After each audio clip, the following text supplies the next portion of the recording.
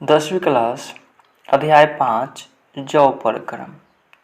आपका टॉपिक है परिभाषिक वर्ड है कि जौ परक्रम के बारे में बताना है।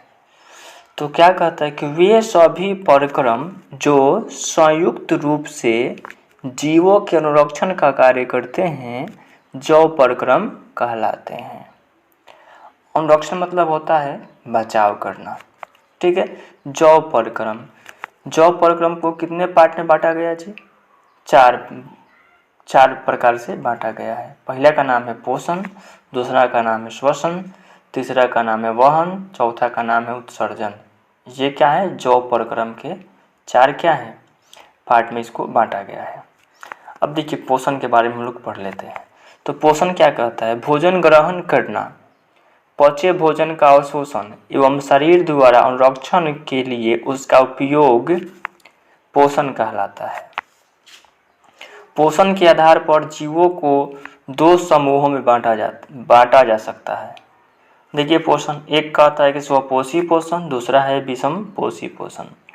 तो देखिए स्वपोषी पोषण हम लोग ध्यान से देखते हैं। कहता है कि स्व पोषण का वह तरीका जिसमें जीव अपने आसपास के वातावरण में उपस्थित सरल अजैव पदार्थ जैसे CO2, पानी, सूर्य के प्रकाश से अपना भोजन स्वयं बनाता है, क्या कहेंगे? स्वपोषी पोषण कहलाता है। उदाहरण के लिए क्या है? हरे पेड़ पौधे किसके उदाहरण हैं? स्वपोषी पोषण के उदाहरण हैं।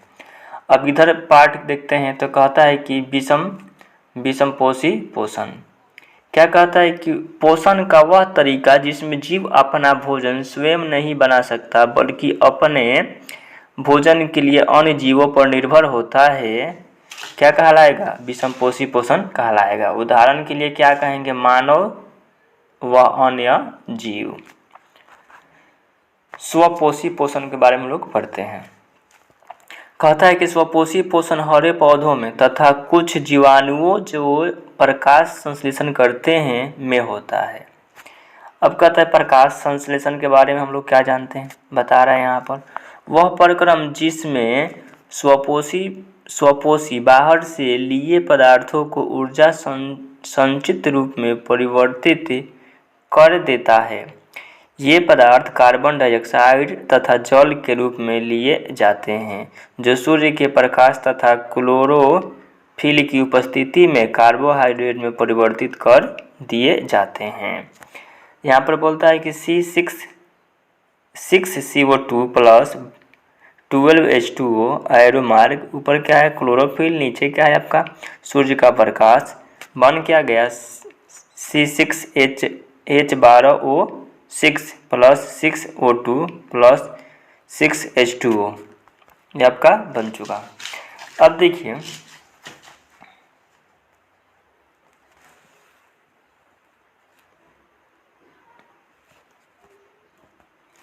नीचे कह रहा है प्रकाश संश्लेषण के लिए आवश्यक कच्ची सामग्रियाँ।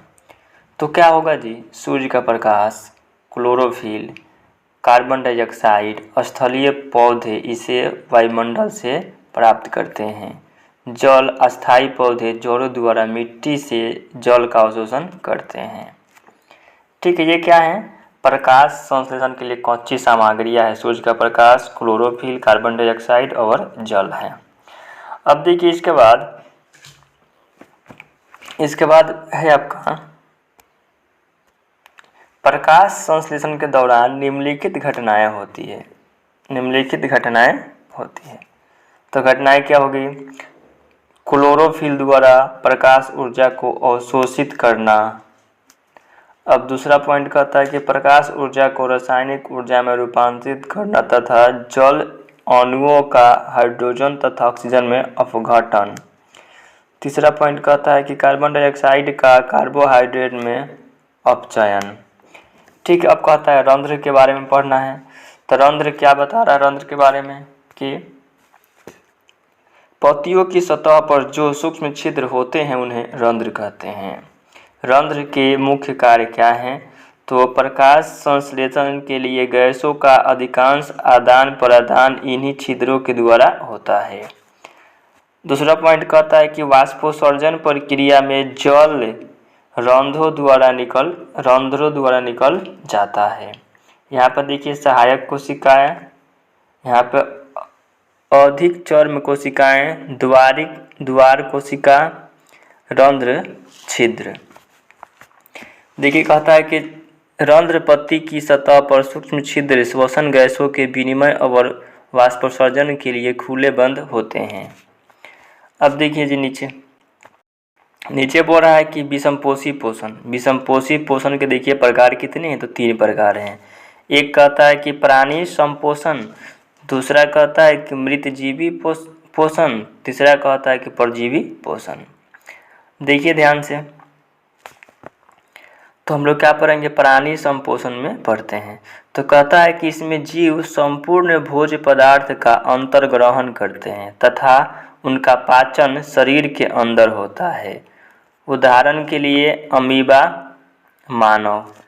तो कहता है कि मृतजीवी पोषण, मृतजीवी अपना भोजन मृत जीवों के शरीर व सड़े गले कार्बनिक पदार्थों से प्राप्त करते हैं, जैसे फफूंदी, कवक।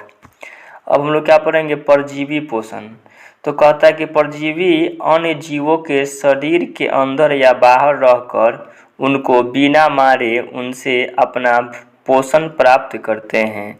उदाहरण के लिए अमरबेल, जू, फीता कृमि, ये क्या है, परजीवी के उदाहरण हैं। ठीक है,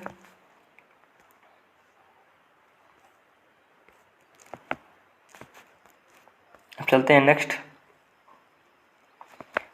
देखते हैं। नेक्स्ट में देखिए क्या बता रहा है, अमीबा में पोषण बता रहा है। ठीक है, देखिए पहला फिगर में क्या आप देख रहे हैं, केंद्रक इसका बीच में है।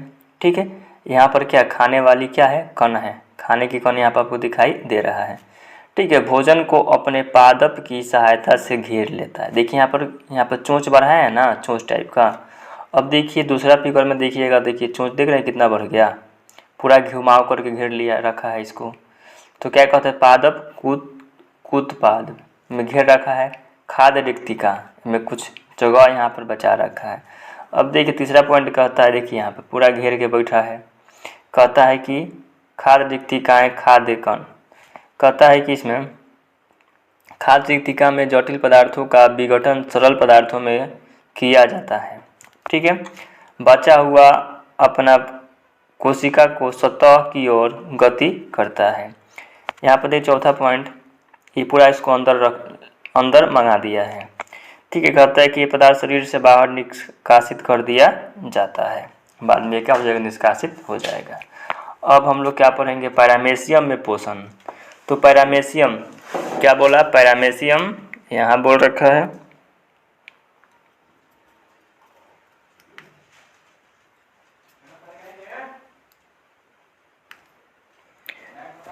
पैरामेशियम पक्षयाद यहाँ पर है, भोजन एक विशिष्ट स्थान से ही ग्रहण किया जाता है। यहाँ पर कहता है कोशिका की पूरी सतह को ढके होते हैं। पक्षाभ क्या होता है, कोशिका की पूरी तरह ढका रहता है। ठीक है, पैरामेशियम का गुण क्या होता है कि पक्षाभ कोशिका की पूरी तरह से ढका रहता है, भोजन एक विशिष्ट स्थान से ग्रहण किया जाता है। ये क्या है, पैरामेशियम के गुण बता रहा है। अब देखिए पोषण, मनुष्य में पोषण। तो मनुष्य में पोषण कितने प्रकार हैं, 1 2 3 4 5 प्रकार हैं। एक का नाम है अंतर्ग्रहण, दूसरा का नाम है पाचन, तीसरा का नाम है अवशोषण, चौथा का नाम है स्वांगीकरण और पांचवें का नाम है बहिर्क्षेपण। देखिए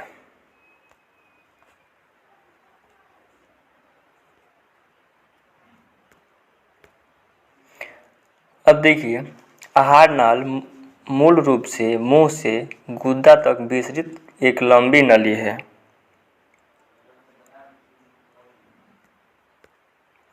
कहता है कि मुंह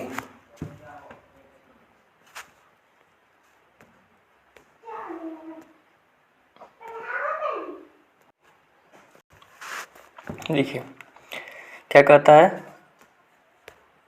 मुंह भोजन का अंतर्ग्रहण करता है। दांत क्या करता है, भोजन को चबाता है। जिह्वा क्या करता है? भोजन को लार के साथ पूरी तरह मिलाना। लार ग्रंथि का काम क्या है? लार ग्रंथि से निकलने वाले रस को लार रस या लार कहते हैं। अब देखिए, स्टार्च, लार, एमिलेस एंजाइम, माल्टोज, शर्करा। या देखिए, भोजन ग्रसिका। भोजन ग्रसिका होती है, कहता है मुख से आमाशय तक भोजन ग्रसिका की क्रामाकुंचन गति द्वारा ले जाया जाता है। ग्रसिका की मांसपेशियों का संकुचन और शिथिलन होता है। यानी जो ग्रास नली होती है वो क्या होती है? फैलती भी है और सिकुड़ती भी है। ठीक है। अब देखिए, यहाँ पे कुछ फिगर दिखाई, कहता है जीभ है, यहाँ पे मुख गुहा है, यहाँ पे ग्रसिका है, यकृत यहाँ पर है, और देखिए पित्ताशय कहाँ है जी? यहाँ पर पित्ताशय आपका है, यानी पित्ताशय यानी पित्त भंडार, यहाँ पित्त इकट्ठा होता है। ठीक है। कहता है नीलीपित्त यहाँ आपका होती है, अग्नाशय आपका यहाँ होता है, और आपका परिशेषिका आपका यहाँ होती है, और गुद्दा द्वार आपका यहाँ होता है, वृषछंद्र यहाँ आपका होता है, क्षुद्रांत यहाँ होता है, आमाशय आपका यहाँ होता है। ठीक है। ये मानव का क्या था? पाचन तंत्र हम लोगों का था। क्लियर है? चलते हैं नेक्स्ट।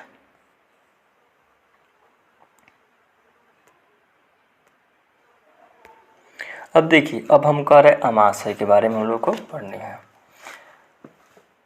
एक मिनट।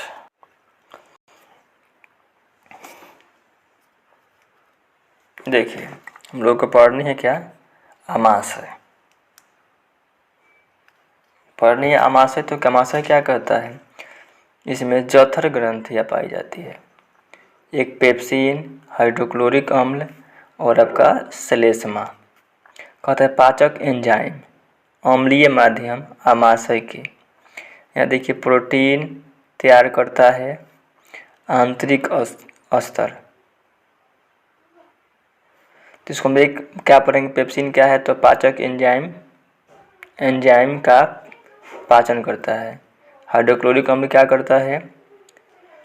अम्लीय माध्यम तैयार करता है जो कि पेप्सिन की क्रिया में सहायता होता है। श्लेष्मा क्या है? आमाशय के आंतरिक स्तर की अम्ल से रक्षा करता है। ठीक है। ये सब के क्या है? कार्य है। अब कहता है क्षुद्रांत क्या है? अंतररस। क्या कह रहा है आपका? कह रहा है कि अंतररस कार्बोहाइड्रेट, वसा का यहाँ पर दिया है प्रोटीन। क्या कहता है? कार्बोहाइड्रेट किसमें बदलता है आपका? ग्लूकोज में। वसा किसमें बदलता है? अम्ल, वसा अम्ल गिलोस। प्रोटीन किसमें बदलता है? अमीनो अम्ल बदल जाता है। दूसरा पॉइंट कहता है यकृत तथा अग्नाशय से श्रवण प्राप्त करती है। यहाँ कहता है यकृत क्या होती है? यकृत से पित्त से पित्त लार, और क्या कहता है? वसा पित्त लवण। बड़ी गुहिका इमलिश करण, छोटी गोलिकाओं। एमिलेशन एंजाइम, पेप्सिन एंजाइम और लाइपेज एंजाइम यहाँ आपको दे रखा है। कहता है प्रोटीन, पेप्सिन, यहाँ पर कहता है पेप्टोन्स। कहता है कि वसा, लाइपेज, वसा अम्ल, स्टार्च, एमिलेंस, ग्लूकोज।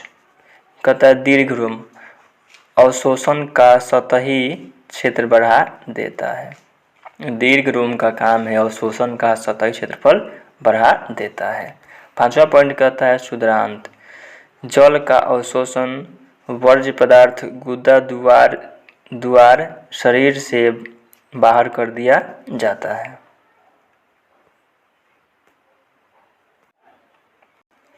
अब देख हम लोग को पढ़ना है श्वसन। क्या पढ़ना है जी? श्वसन पढ़ने हैं। श्वसन में क्या कहता है? पोषण प्रक्रम के दौरान ग्रहण की गई खाद्य सामग्री का उपयोग कोशिकाओं में होता है, जिससे विभिन्न जैव प्रक्रमों के लिए ऊर्जा प्राप्त होती है। ऊर्जा उत्पादन के लिए कोशिकाओं में भोजन के विखंडन को कोशिकीय श्वसन कहते हैं। अब देखिए, विभिन्न पथों द्वारा ग्लूकोज का विखंडन, ये ग्लूकोज का आपका यहाँ पर क्या सूत्र भी दे रखा है, C6H12O6 आपका क्या है, ग्लूकोज का सूत्र है। कोशिका द्रव्य, यहाँ पर क्या दे रहा है, कोशिका द्रव्य कहता है पाइरूवेट प्लस ऊर्जा। यहाँ पर कहता है ऑक्सीजन की अनुपस्थिति, यहाँ पर ऑक्सीजन की उपस्थिति, ऑक्सीजन का अभाव, यहाँ पर ऑक्सीजन का अभाव है, यहाँ पर ऑक्सीजन की अनुपस्थिति है, यहाँ पर ऑक्सीजन का अभाव है, यहाँ पर आपका ऑक्सीजन की उपस्थिति है। तो यहाँ पर क्या कहता है, जहाँ ऑक्सीजन की अनुपस्थिति होगा तो क्या होगा, ethanol plus carbon dioxide plus ऊर्जा जैसे ईस्ट किण्वन करता है। ये क्या करता है, ऑक्सीजन की अनुपस्थिति में किण्वन करता है ईस्ट। अब ऑक्सीजन का अभाव होगा तब लैक्टिक अम्ल प्लस ऊर्जा हमारी पेशीय कोशिका में होता है। ऑक्सीजन की उपस्थिति में क्या होगा जी, कार्बन डाइऑक्साइड प्लस ऊर्जा प्लस जल आपका निकलेगा। कहाँ होता है जी, माइटोकॉन्ड्रिया में। ठीक है, अब हम लोग को पढ़ना है श्वसन कितने प्रकार के पाए जाते हैं। तो श्वसन क्या हो जाएगा, दो प्रकार के पाए जाएंगे, एक है वायवीय श्वसन, दूसरा है अवायवीय श्वसन। पॉइंट 1 का ऑक्सीजन की उपस्थिति में होता है, नाम से ही इसका अर्थ निकल जाता है। वायवीय श्वसन कहने का मतलब ऑक्सीजन की उपस्थिति में होता है। देखिए,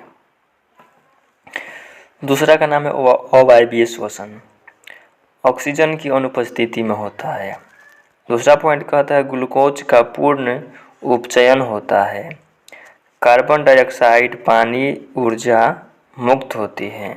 इसमें कहता है ग्लूकोज का अपूर्ण उपचयन होता है, जिसमें इथेनॉल, लैक्टिक अम्ल, कार्बन डाइऑक्साइड और ऊर्जा मुक्त होती है। तीसरा पॉइंट कहता है यह कोशिका द्रव्य व माइटोकॉन्ड्रिया में होता है। यहाँ पर कहता है यह केवल कोशिका द्रव्य में होता है। यहाँ पर कहता है कि अधिक ऊर्जा उत्पन्न होती है, कितना, 36 ATP। उदाहरण में क्या है, मानव है। वायवीय श्वसन का उदाहरण कौन है, तो मानव है। इसमें कितना ऊर्जा निकलता है अधिकतम जी, 36 ATP। यहाँ पर कहता है वायवीय श्वसन, इसमें क्या होता है, कम ऊर्जा वाले ऊर्जा उत्पन्न होती है। इसका कितना है जी, 2 ATP। ये किस में होता है, तो ईस्ट में आपका होता है। इसको याद रखिएगा, उदाहरण पूछ सकता है। ठीक है,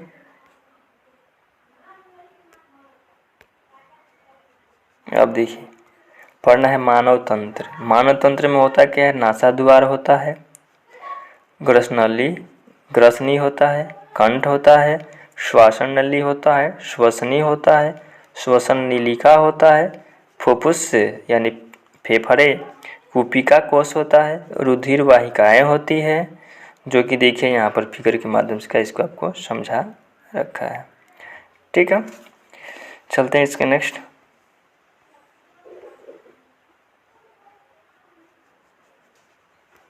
हम लोग क्या पढ़नी है, देख लीजिए। कह रहा है कि मानव श्वसन क्रिया। तो मानव श्वसन क्रिया में क्या देखेंगे, अंतःश्वसन और उच्च श्वसन। कहता है कि अंतःश्वसन के दौरान वृक्ष गुहा फैली होती है। इसमें कहता है कि उच्च श्वसन वृक्ष गुहा अपने मूल आकार में वापस आ जाती है। देखिए, इसमें अंतःश्वसन करने का मतलब होता है कि मान लीजिए अंदर कोई सांस भर रहा है तो क्या हो जाएगा, इसका वृक्ष गुहा क्या फैलेगा। अब कोई चीज़ अंदर लेंगे तो उसका क्या हो जाएगा, जगह छेकेगा, यानी उसका स्थान जो क्या हो जाएगा, फैल जाएगा। लेकिन उच्च श्वसन यानी आपका शरीर से बाहर निकाल रहे हैं तो जिस चीज़ में वो वृक्ष गुहा में वो श्वसन था, वो श्वास क्या हो जाएगा, आपका बाहर निकलेगा तो उसका आकार क्या हो जाएगा, जो पहले का उसका आकार था, रियल आकार, वही आ जाएगा। अब दूसरा पॉइंट कहता है कि पसलियों से संलग्न पेशियाँ सिकुड़ती है। ठीक है, जो पसलियों से जो संलग्न पेशियाँ होगी वो क्या हो जाएगी, सिकुड़ जाएगी। अब कहता है इसमें पसलियों की पेशियाँ शिथिल हो जाती है। क्लियर है। अब ये कहता है कि वक्ष ऊपर और बाहर की ओर गति करता है। इसमें कहता है कि वक्ष अपने स्थान पर वापस आ जाता है। ये जब सांस लेंगे छोड़ेंगे तब खुद समझ जाएंगे। अब कहता है कि गुहा में वायु का दाब कम हो जाता है और वायु फेफड़ा में भर जाता है। ठीक है। अब कहता है कि गुहा में वायु का दाब बढ़ जाता है और वायु फेफड़े से बाहर हो जाता है। अब देखिए जी अंतःश्वसन यहाँ पर दे रखा है। कहता है सांस द्वारा वायुमंडल से गैसों को अंदर ले जाना क्या कहलाएगा? अंतःश्वसन। अब कहता है कि उच्च श्वसन फेफड़ों से वायु या गैसों को बाहर निकालना क्या कहलाएगा? उच्च श्वसन। अब कहता है कि स्थलीय जीव श्वसन के लिए वायुमंडल से ऑक्सीजन का उपयोग करते हैं। कौन? स्थलीय जीव। अब कहता है कि जो जीव जल में रहते हैं वे जल में विलेय ऑक्सीजन का उपयोग करते हैं। अब कहता है कूपिका रक्त व ऊतकों के बीच गैसों का आदान प्रदान। पहले कहता है कि वायु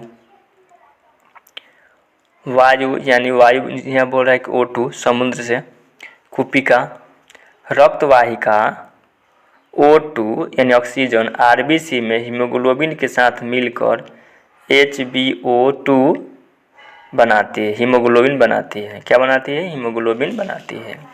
यानी ऑक्सीजन RBC में हीमोग्लोबिन के साथ मिलकर HbO2 बनाती है। ठीक है। अब देखिए कहता है कि CO2 का उत्पादन यानी ऊतक में, ग्लूकोज का ऑक्सीजन धमनी द्वारा O2 ऊतकों में पहुंचती है। कहता है CO2 रक्त वाहिका में फिर वहाँ से कहा CO2 का रक्त में विसरण होता है। कहता है CO2 का मोचन नासाद्वार, CO2 का कूपिका कोश में विसरण रक्त वाहिका द्वारा कूपिका में विसरण द्वारा होता है। अब कहता है कि संवहन क्या करनी हम लोगों को? संवहन के बारे में पढ़नी है। तो कहता है कि मनुष्य में भोजन, ऑक्सीजन व अन्य आवश्यक पदार्थ की निरंतर आपूर्ति करने वाला तंत्र संवहन तंत्र कहलाता है। संवहन तंत्र कहने का मतलब होता है कि कोई पदार्थ जैसे भोजन हो गया, ऑक्सीजन हो गया या अन्य आवश्यक पदार्थ को शरीर के विभिन्न भागों तक पहुंचाना, ये क्या है आपका? इसको संवहन कहेंगे, यानी गति करके वहां पहुंचा देना। ठीक है। इसके नेक्स्ट चलते हैं। इसके नेक्स्ट में कह रहा है हम लोगों को कि पढ़ना है मानव संवहन तंत्र के मुख्य आवश्यक अवयव इस प्रकार है। मानव संवहन तंत्र के मुख्य अवयव इस प्रकार है। इस प्रकार में क्या बोल सकते हैं हम लोग? हृदय हो सकता है हम लोगों का, रक्त नलिकाएं में क्या क्या आएगा जी? धमनी और शिरा आता है। रक्त नलिकाएं में धमनी और शिरा आते हैं। ठीक है। अब कहता है कि थोड़ा क्लीन कर लें। यहाँ पर कहता है हम लोगों का कि वहन माध्यम क्या होता है? रक्त या लसिका होता है। वहन का माध्यम यानी ले जाने का माध्यम क्या होगा? या तो रक्त होगा या लसिका होगा। ठीक है। अब देखिए इसके नेक्स्ट कहता है, यहाँ पर नीचे बोल रखा है कि रक्त। तो रक्त के बारे में यहाँ पर देखिए क्या बता रहा है? ठोस अवयव है। फिर यहाँ पर कहता है द्रवीय अवयव। यहाँ पर ठोस अवयव बता रहा है कि रुधिर कणिकाएं। यहाँ पर कहता है कि द्रवीय अवस्था में क्या होती है? प्लाज्मा होती है। किसमें? रक्त की बात बता रहा है। ठीक है। अब यहाँ पर देखिए रुधिर कणिकाएं में क्या होती है? लाल रक्त कणिकाएं होती है। यहाँ पर कहता है कि श्वेत रक्त कणिकाएं होती है और कहता है कि प्लेटलेट्स आपका होता है। यहाँ पर कहता है O2 CO2 का वहन, ऑक्सीजन का क्या कहता है कि ऑक्सीजन कार्बन डाइऑक्साइड का वहन, हीमोग्लोबिन रक्त को लाल रंग देता है। फिर से सुनिएगा, कहता है कि ऑक्सीजन यानी कार्बन डाइऑक्साइड का वाहन हीमोग्लोबिन रक्त को लाल रंग देता है। हीमोग्लोबिन के कारण क्या होते हैं? रक्त क्या हो जाते हैं? लाल हो जाते हैं। ठीक है। अब इधर कहता है श्वेत कणिका में शरीर को, कहता है कि शरीर को रोग मुक्त करने में सहायक होता है। कौन? श्वेत कण। अब यहाँ पर कहता है प्लेटलेट्स का काम क्या है? तो रक्त का थक्का बनाने में सहायक होता है। ठीक है, आप उम्मीद करते हैं कि इसको समझ गए होंगे। उसके बाद कहता है प्लाज्मा के बारे में हम लोग पढ़ते हैं। ये प्लाज्मा क्या है? द्रवीय अवयव है। यहाँ पर कहता है कि पीले रंग का तरल पदार्थ, ये प्लाज्मा कैसा होता है? तो पीले रंग का तरल पदार्थ जिसमें 90% जल होता है तथा शेष अवयव जैविक प्लाज्मा प्रोटीन जैसे एल्ब्यूमिन, ग्लोब्यूलिन, अजैविक कौन है? खनिज तत्व होते हैं। हम लोग को पढ़ना है रक्त वाहिकाएं। रक्त वाहिकाएं में देखिए कौन कौन आएगा जी? धमनी और शिरा हम लोगों का आ जाएगा। तो कहता है कि ऑक्सीजन रुधिर को हृदय से, क्या कहता है? ऑक्सीकृत रुधिर को हृदय से शरीर के विभिन्न अंगों तक ले जाती है। क्या कहता है? ऑक्सीकृत रुधिर को, यानी कि ऐसा रक्त या रुधिर जिसमें क्या ऑक्सीजन मिला हुआ हो।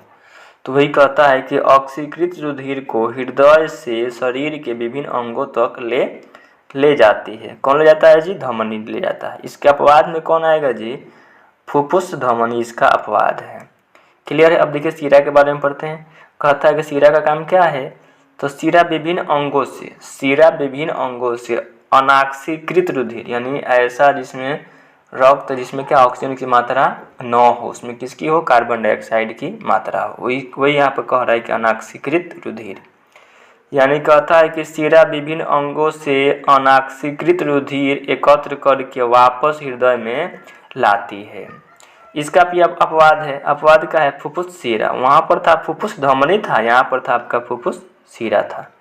ठीक है, अब देखिए यहाँ पर पॉइंट कहता है कि धमनी की भित्ति मोटी व अधिक लचीली होती है।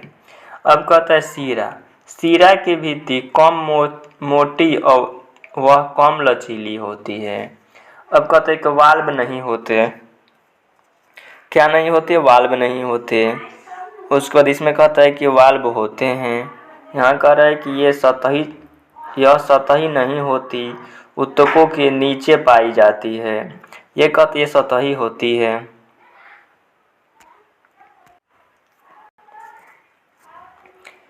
अब देखिए यहाँ कह रहा है आपका फुफ्फुस फेफड़े। कहता है कि फुफ्फुस धमनी विऑक्सीकृत जनित रुधिर में पाई जाती है। कहता है कि फुफ्फुस शिरा विऑक्सीजनित रुधिर इसमें आपका होता है। अब देखिए यहाँ पर कहता है कि दायां आलिंद, इधर है आपका बायां आलिंद। ठीक है, यहाँ पर कहता है कि दायां नीलय, यहाँ पर कहता है कि बायां नीलय। मनुष्य का जो हृदय होता है 4 कोष्ठों का बना होता है। ठीक है, तो पहला क्या बता रहा है? दायां आलिंद, इधर बता रहा है आपका बायां आलिंद, और आपका इधर बता रहा है कि दायां नीलय, और क्या होता है आपका बायां नीलय। क्लियर है? अब देखिए इसके बाद यहाँ कहता है कि प्रमुख शिरा उसको बोल सकते हैं महाशिरा। विऑक्सीजनीकृत रुधिर है, इसमें पाया जाता है। अब कहता है कि महाधमनी विऑक्सीकृत रुधिर पाया जाता है। ये क्या आता है? शरीर के अंग है। ठीक है, अब देखिए मानव शरीर में रुधिर परिसंचरण दर्शाने के लिए रेखाएं आपको बना रखा है। यहाँ पर नीचे पॉइंट देखिए, कह रहा है कि मानव हृदय एक पंप की तरह होता है जो सारे शरीर में रुधिर का परिसंचरण करता है। यानी मानव का हृदय कैसा होता है? एक पंप की तरह होता है। जैसे क्या करता है पंप क्या करता है? हवा भरता है पूरे टायर में। उसी प्रकार ये जो मानव का हृदय है क्या होता है? पूरे शरीर में क्या करता है? रुधिर का परिसंचरण करता है। परिसंचरण कहने का मतलब पूरे शरीर में खून को पहुंचाता है। खून के माध्यम से ऑक्सीजन को भी पहुंचाता है। ठीक है, अब देखिए इसके बाद कहता है कि आलिंद की अपेक्षा नीलय की पेशियाँ भित्ति मोटी होती है, क्योंकि नीलय को पूरे शरीर में अधिक रक्तचाप से रुधिर भेजना होता है। अधिक रक्तचाप कहने का मतलब ज़्यादा प्रेशर से भेजना पड़ता है। यहाँ कहता है कि महाधमनी, यहाँ पर कहता है शरीर के ऊपरी भाग, यहाँ कहता है फुफ्फुस धमनी, यहाँ कहता है कि फुफ्फुस शिराएँ, इधर कहता है कि भाग से महाशिरा, दायां आलीन, इधर कहता है आपका बायां आलीन, इधर शरीर के नीचे ये कहता है भाग से महाशिरा, दायां निलय विभाजिका, यहाँ कहता है कि बायां निलय। मानव हृदय की अनुप्रस्थ गांठ। अब देखिए जी, हृदय में उपस्थित वाल्व रुधिर प्रवाह को उल्टी दिशा में रोकना सुनिश्चित करते हैं। लसिका क्या है? तो एक तरल ऊतक है जो रुधिर प्लाज्मा की तरह ही है, लेकिन इसमें अल्प मात्रा में प्रोटीन होते हैं। लसिका वाहन में सहायक करता है। अब देखिए जी, पादपों में परिवहन, पादपों में परिवहन हम लोगों को पढ़ना है। तो पादपों में परिवहन दो प्रकार से किया जाता है, एक का नाम है जाइलम, दूसरे का नाम है फ्लोएम। ये दो विधियाँ पाई जाती हैं। चलिए हम लोग बारी बारी से लोगों को पढ़ लेते हैं। तो इसमें है आपका जाइलम में क्या कहता है, पादप तंत्र का एक अवयव है जो मृदा से प्राप्त जल और खनिज लवणों का वहन करता है, जबकि फ्लोएम पत्तियों द्वारा प्राप्त संश्लेषित उत्पाद को पौधे के अन्य भागों तक क्या करता है, वहन करता है। अब कहता है कि जड़ व मृदा के मध्य आयन सांद्रण में अंतर के चलते जल मृदा से जड़ों में प्रवेश कर जाता है, तथा इसके साथ एक जल स्तंभ निर्माण हो जाता है जो कि जल को लगातार ऊपर की ओर ढकेलता है। यही दाब जल को ऊंचे वृक्ष के विभिन्न भागों तक पहुंचाता है। जैसे आप देखे होंगे कि दिया का जो क्या बत्ती होता है उसको तेल में डुबाते हैं, तो क्या होता है, उसका जो तेल दिए का होता है बत्ती हर के क्या पर ऊपर तक चढ़ जाता है। इसी प्रकार से यह होता है। कहता है कि यही जल पादप के वायवीय भागों द्वारा वाष्प के रूप में वातावरण में विलीन हो जाता है। यह प्रक्रम वाष्पोत्सर्जन कहलाता है। इस प्रक्रम द्वारा पौधों को निम्न रूप से सहायता मिलती है। क्या मिलती है? कह रहा है कि जल के अवशोषण एवं जड़ से पत्तियों तक जल तथा विलेय खनिज लवणों के ऊपरमुखी गति में सहायक। दूसरा कहता है कि पौधों में ताप नियमन में सहायक होता है। अब देखिए, भोजन तथा दूसरे पदार्थों का स्थानांतरण। कहता है कि प्रकाश संश्लेषण के विलेय उत्पाद वहन स्थानांतरण कहलाता है, जो कि फ्लोएम ऊतक द्वारा होता है।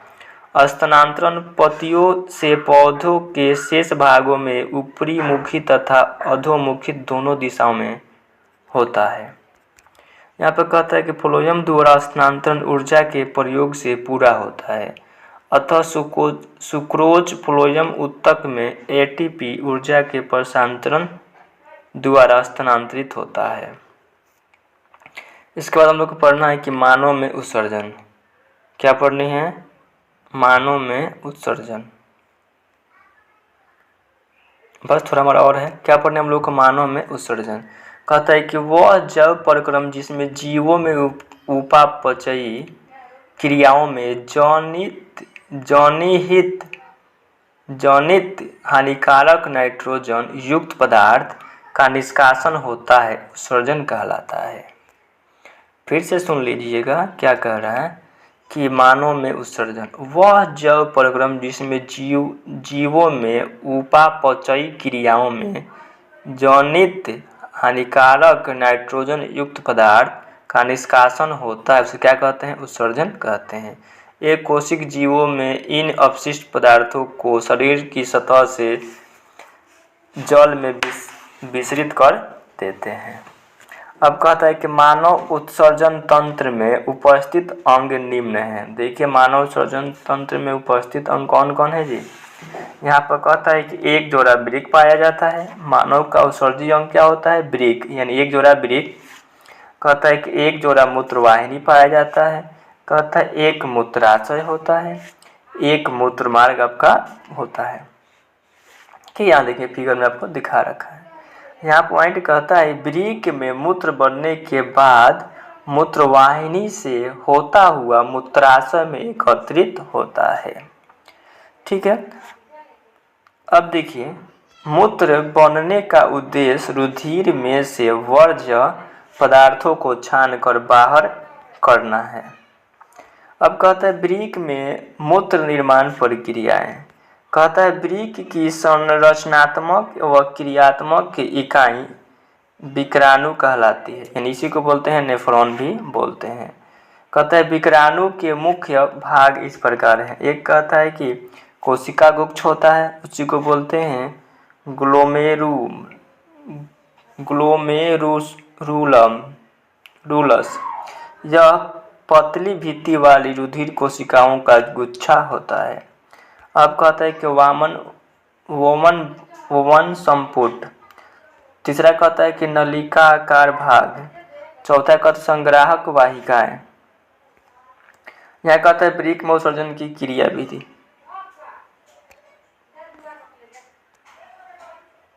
यहाँ पर देखिए फिगर, यहाँ पर देखिए दे रखा है कोशिका वक्ष गुहा दे रहा है गुच्छ। यहाँ फिगर देख रहे हैं वामपुट आपको यहाँ दे रखा है, धमनी की शाखा शिरा यहाँ कहता है कि अब यहाँ कहता है कि धमनी वृक्क धमनी। यहाँ पर कहता है संग्राहक वाहिनी। यहाँ पर कहता है कि विक्राणु का नलिकाकार भाग।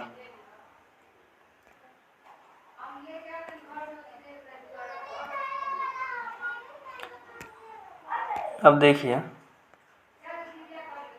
यहाँ कहता है कोशिका गुच्छ निस्यंदन। कोशिका गुच्छ निस्यंदन, जब वृक्क धमनी की शाखा विक्राणु में प्रवेश करती है तब जल, लवण, ग्लूकोज, अमीनो अम्ल व अन्य नाइट्रोजनी अपशिष्ट पदार्थ कोशिका का गुच्छ में छनकर वमन संपुट में आ जाता है। ठीक है, अब देखिए वर्णात्मक पुनः अवशोषण। कहता है विक्राणु के नलिकाकार भाग में शरीर के लिए उपयोगी पदार्थ जैसे ग्लूकोज, अमीनो अम्ल, लवण व जल का पुनः अवशोषण होता है। अब कहता है नलिका स्रवण। यूरिया, अतिरिक्त जल व लवण जैसे उत्सर्जी पदार्थ विक्राणु के नलिकाकार भाग के अंतिम सिरे में रह जाते हैं। वह मूत्र का निर्माण करते हैं। वहाँ से मूत्र संग्राहक वाहिनी व मूत्रवाहिनी से होता हुआ मूत्राशय में अस्थायी रूप से संग्रहित रहता है तथा मूत्राशय के दाब द्वारा मूत्र मार्ग से बाहर निकलता है।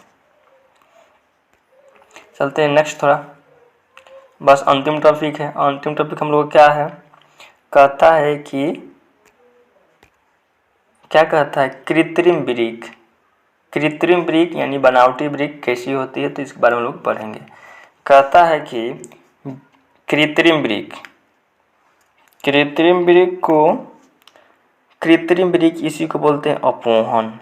यह एक ऐसी युक्ति है जिसके द्वारा रोगियों के रुधिर में से कृत्रिम वृक्क की मदद से नाइट्रोजन युक्त अपशिष्ट पदार्थों का निष्कासन किया जाता है।